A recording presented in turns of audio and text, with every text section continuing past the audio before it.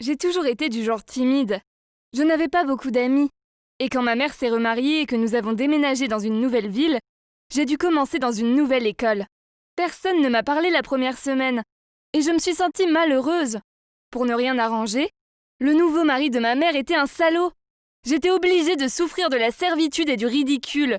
Et parfois même il me touchait délibérément. Alors j'avais du mal à l'école et à la maison. J'ai été végétarienne toute ma vie. Et ma mère préparait toujours mon déjeuner. Elle était végétarienne aussi. Mais quand elle est partie en voyage d'affaires, mon nouveau beau-père m'a proposé de préparer mon déjeuner. C'était vraiment bizarre. Mais j'ai quand même pris la boîte à lunch qu'il m'avait préparée et je suis allée à l'école. Mais quand j'ai ouvert ma boîte à déjeuner, j'ai failli vomir. Il y avait un poulet cru dedans, avec une note qui disait « Il est temps que tu mettes de la viande sur ces os ». J'étais tellement choquée que je me suis mise à pleurer. À ce moment, j'avais juste besoin d'air pour me calmer. Et je suis allée au terrain de sport, où j'ai rencontré un gars appelé Gabriel de mon cours de maths.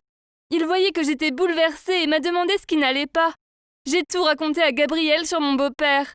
Comment il flirtait avec moi, même devant ma mère. Et comment il m'avait donné un poulet cru pour le déjeuner. Eh bien, Gabriel était tellement en colère. Il m'a dit « Comment tous les parents peuvent-ils être si mauvais ?» Et il n'y avait aucun moyen que je rentre chez moi et que je vive sous le même toit que ce type. Et puis il m'a regardé et m'a dit « Tu veux t'enfuir ?» Avant même que j'aie pu lui répondre, il m'a pris la main et nous avons couru vers sa voiture. Nous sommes montés dans la voiture et il est parti. Il m'a dit de me détendre et que ce serait amusant. Et je l'ai vraiment cru. Puis une dizaine de minutes plus tard, j'ai réalisé que je n'avais pas mon sac avec moi. Donc je ne pouvais même pas téléphoner à ma mère. Gabriel a juste ri et a dit qui a besoin de téléphone de toute façon et a jeté le sien par la fenêtre. Puis il m'a dit que c'était la voiture de sa mère que nous conduisions et qu'il l'avait prise ce matin-là sans même demander. Ok, nous allions avoir de sérieux problèmes maintenant. Je lui ai demandé s'il avait un plan pour l'endroit où nous allions. Et il a encore ri, en disant que nous nous enfuyions et que cela devait être spontané. Je n'arrivais pas à y croire. J'ai commencé à lui crier qu'il était si irresponsable et je lui ai dit d'arrêter. Mais il ne voulait pas. Alors j'ai essayé d'attraper le volant. Et soudain la voiture se dirigeait droit vers un arbre. Nous nous sommes écrasés. Et tout était de ma faute. Bizarrement, Gabriel n'était même pas en colère.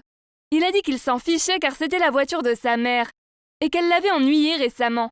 Alors elle l'a bien mérité. Wow! Mais maintenant quoi? Nous étions au milieu de nulle part et aucun de nous n'avait d'argent. Mon porte-monnaie était dans ma poche, mais je n'avais qu'un peu de monnaie. Je ne voulais même pas parler à Gabriel. Il était tellement stupide de m'avoir fait fuir avec lui. Et j'étais aussi gênée par la voiture. Nous avons commencé à marcher, et nous avons fini par voir une maison au loin. Et nous y avons couru, en espérant trouver quelqu'un pour nous aider. Il commençait déjà à faire nuit lorsque nous avons atteint la porte d'entrée, et il était clair qu'il n'y avait personne à l'intérieur. J'ai presque commencé à pleurer, et puis j'ai entendu un bruit fracassant. Gabriel venait de jeter une pierre à travers la fenêtre, et il était en train d'escalader le mur. J'ai commencé à lui crier dessus, mais il m'a juste dit de le suivre à l'intérieur. Je n'arrêtais pas de lui demander ce qui se passerait si le propriétaire rentrait chez lui, mais il a dit que l'endroit semblait abandonné. Et il avait raison. C'est le cas. Il était vraiment sale et avait une drôle d'odeur, comme des boules de naphtaline. Je me sentais très fatiguée, alors je me suis allongée sur le canapé. J'ai essayé de dormir, mais il a mis de la musique et s'est mis à danser. Je l'ai regardé et après quelques chansons, je me suis mise à rire. C'était vraiment un imbécile. Nous avions mis la musique assez fort, alors nous ne l'avons pas entendu au début. Mais ensuite la chanson a changé et nous avons commencé à paniquer. Quelqu'un rentrait à la maison. J'ai entendu la voiture s'arrêter, puis des pas. Et sans même réfléchir, nous sommes sortis par la fenêtre et nous avons couru. Nous n'avons même pas vu qui vivait là. Nous avons fini par dormir dans un champ et il faisait très froid. Je me suis tournée vers Gabriel et je lui ai dit que je me gelais. Et il s'est couché juste à côté de moi et m'a prise dans ses bras. Le matin au réveil, nous nous serrions encore dans les bras l'un de l'autre. Et c'est là que j'ai réalisé à quel point je l'aimais. En seulement 24 heures, il était passé du statut de parfait étranger à celui de quelqu'un que je pouvais sérieusement aimer. Mais j'avais tellement faim que nous avons commencé à marcher à travers le champ en direction de la ville suivante. J'ai cherché mon porte-monnaie et j'ai réalisé qu'il n'était plus là. Puis j'ai compris. Je l'avais laissé sur le canapé de la maison où nous venions de nous introduire. Oh mon Dieu! Non! Je l'ai dit à Gabriel et il a commencé à flipper aussi. Mais il a dit qu'on ne pouvait pas revenir en arrière, c'était trop risqué.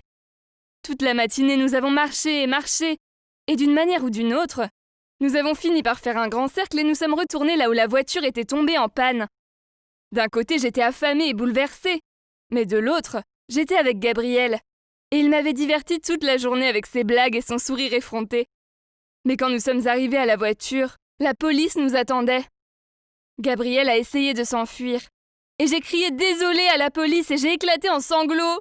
Je leur ai dit que nous n'avions pas l'intention de nous enfuir, et le policier avait l'air si confus, et a dit qu'il nous cherchait en fait parce qu'ils avaient trouvé mon porte-monnaie.